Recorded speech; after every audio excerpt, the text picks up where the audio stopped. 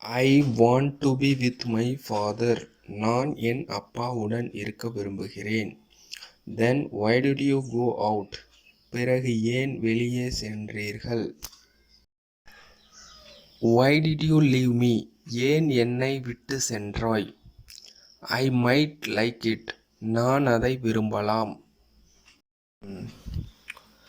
I won't support it for now. நான் இப்போது அதற்காக ஒத்துழைக்க மாட்டேன். Don't do this to me. இதை என்னிடம் செய்ய வேண்டாம்.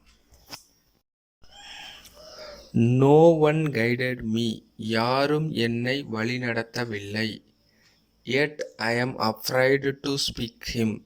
இன்னும் நான் அவரிடம் பேச பயப்படுகிறேன். I have to go for a few nights. நான் சில இரவுகள் செல்ல வேண்டும். I have no choice in this.